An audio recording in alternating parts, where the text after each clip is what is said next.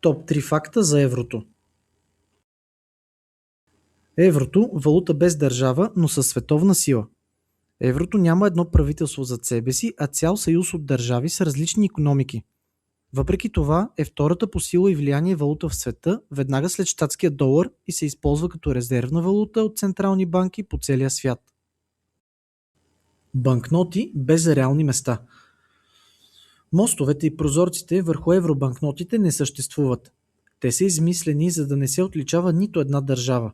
Символиката е за свързаност и развитие, а не за конкретна столица или страна. Върхът на еврото е през 2008 година. Валутният курс не винаги показва реалната сила на икономиката. През 2008 година еврото достигна почти 1,6 долара за 1 евро, като това е най-високия му курс в историята. Това се случи не защото Европа беше по-силна от всякога, а защото доларът тогава беше изключително слаб.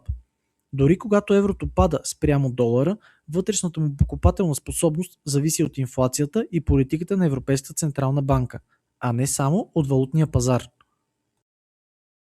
Повече информация относно търговията с CFD върху Форекс, свързан с еврото, можеш да намериш в линка под видеото.